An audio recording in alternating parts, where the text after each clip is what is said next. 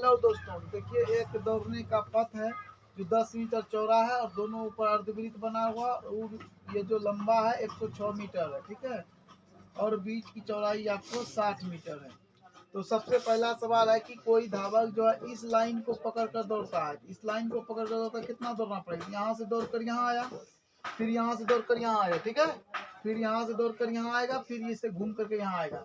तो ये जो है ऊपर का रेखा छोड़ करके बिचला रेखा का आपको परिमाप निकालना होगा।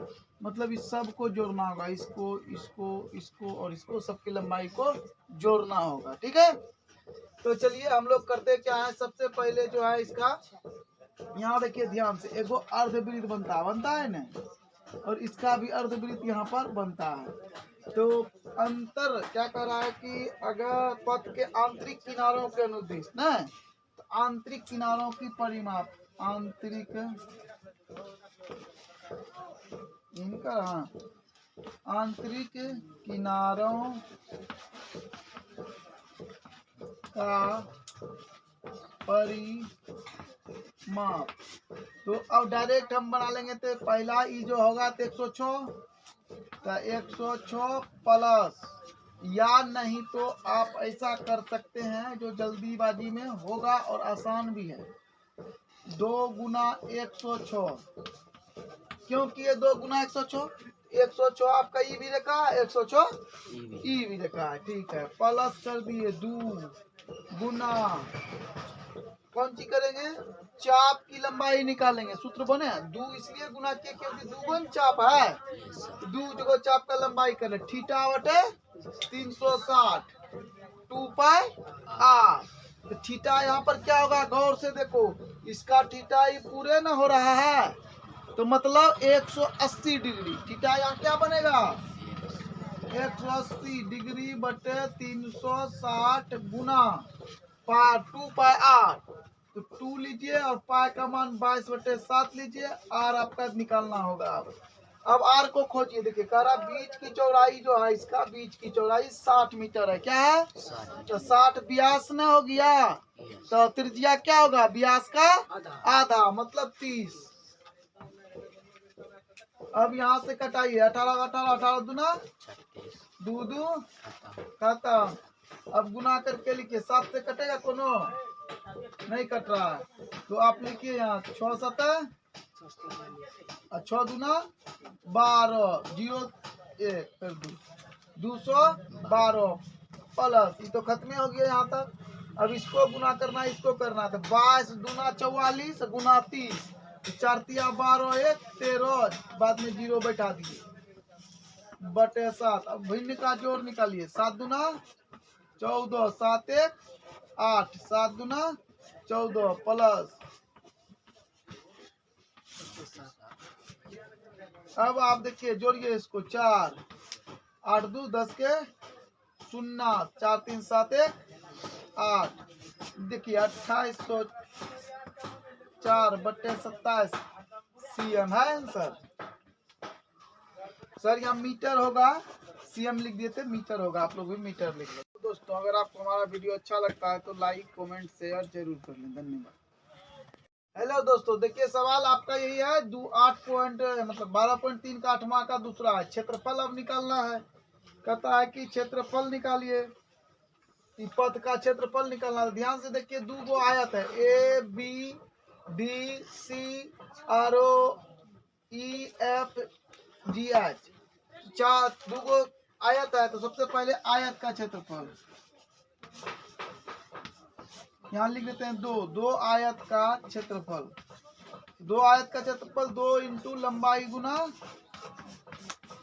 चौड़ाई। देखिए आयत का क्षेत्रफल का सूत्र जो होता है वो लंबाई गुना चौड़ाई होता है, लेकिन यहाँ 2 आयत है, 2 लगाए इसलिए यहाँ पर 2 लिख दिए, नहीं तो बार बार 2 बार बनाना पड़ेगा।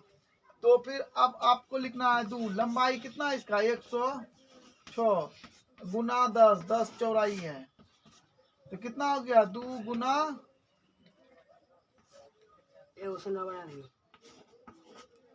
1060, 2 से गुना करें, 0 6 दूना 12 2 200 2120 मीटर स्क्वायर।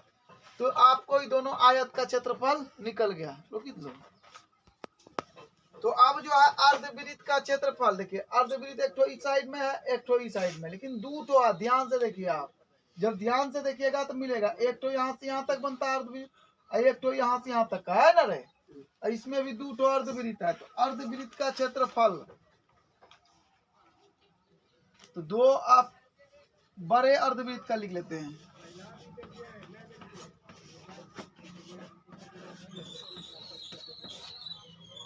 दो बड़े या एक बड़े, जो लिखना है, बड़े अर्धवृत्त का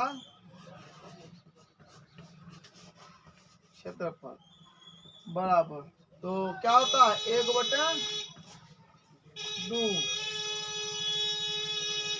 r स्क्वायर, यही ना होता है।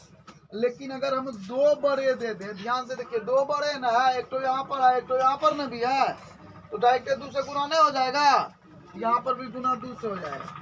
ईदू खत्म, पाई का मान 22/7 गुना आर कितना होगा। अब ध्यान से मेरा बात को देखिए, आर इसका कितना होता है कि बड़ा वृत्त जो है यहाँ तक ना है, तो बड़े वृत्त का क्षेत्रफल जब हो गया तो ये जो है 60 पहले से है, 10 इधर चौड़ा बढ़ा, 10 इधर बढ़ गया, तो 60 10 70 10 80, 80 का आधा होगा आर, 80 का आधा 40 का स्क्वायर करिए, तो अब क्या हो जाएगा आपको, 4 चौके 16, 1600, 40 गुना 40 1600, 1600 गुना 22 कीजिए, 2 गो शून्य पहले लिख दीजिए, तो वहाँ क्या बचेगा, खाली 16, 16 दूना 32, 16 दूना 32, 3 35 बटे 7 cm मीटर है ना, मीटर स्क्वायर। यहाँ जो है ना आप एक शून्य लगा दीजिए, तब आयत हो जाएगा, तो ने भी है। अब दो छोटे वृत्त का क्षेत्रफल, तो क्षेत्रफल का सूत्र क्या हो जाएगा, देखिए छोटा वृत्त ही ना हो गया, एगो यहाँ 2 गुना 1/2 गुना पार 22/60 ना है, 60 नहीं होगा 30 होगा जी, क्योंकि 60 तो व्यास ना हुआ,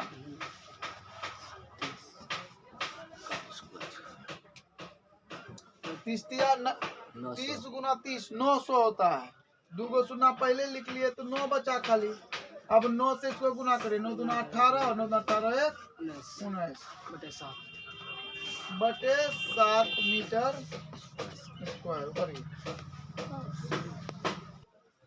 पथ का क्षेत्रफल बराबर होगा 2 आयताकार भाग का, नहीं 2 आयत का क्षेत्रफल, 2 आयत का क्षेत्रफल, 2 आयत का क्षेत्रफल प्लस 2 बड़े अर्धवृत्त का क्षेत्रफल, अर्धवृत्त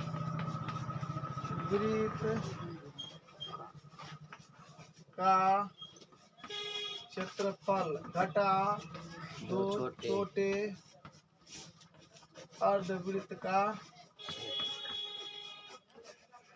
क्षेत्रफल। दो आयत का क्षेत्रफल कितना निकाले थे, 21-20 मीटर स्क्वायर, 21-20 70 मीटर को छोड़ देते हैं प्लस, और इधर इसका 2 बड़े वृत्त का 35 200 बटे 7 घटा इसका छोटे 2 वृत्त का 19 800 बटे 7 हो गया। हाँ। अब आप इसका भिन्न का घटा करिए,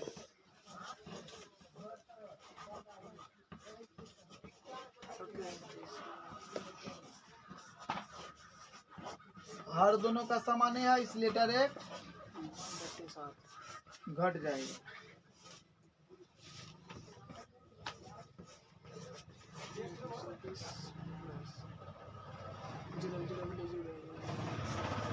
दो को 0 हो गया, 1 दा 5 10, 2 12 12 में से 8 गया 4, 1 दा 5 10, 4 14 में से 9 गया 4 5 होते बन गए। तुम गधा 0 में 0 गया दो गो लिख दिए, 1 × 5 = 10, 2 12, 12 में 4 गया तो 4, यहाँ 4 बच गया, 1 × 5 = 10, 14, 14 में से 9 गया तो 5 बचा। अब यहाँ 2 बचा, 2 में से 1 गया, 1/7 कटा दीजिए इसको, 7 दूना 14 और 1 बचा, 7 दूना 14, 2200। उतारिए। तो अब इसको जो है आप जोड़िएगा, 21 20 प्लस 2200। अब आपका क्या हो गया, 0 2 2 1 3 मीटर स्क्वायर, 2320 मीटर स्क्वायर उस पथ का क्षेत्रफल है। तो देखिए अब क्या हो गया, आपको 0 जोड़ दिए, फिर 0 को 2 में जोड़े, 2 2 2 1 3 2 2 4 होगा है, 4320 मीटर स्क्वायर आंसर होगा। पथ का क्षेत्रफल 4320 मीटर स्क्वायर। दोस्तों अगर आपको हमारा वीडियो अच्छा लगता है तो लाइक कमेंट शेयर जरूर कर लें। धन्यवाद।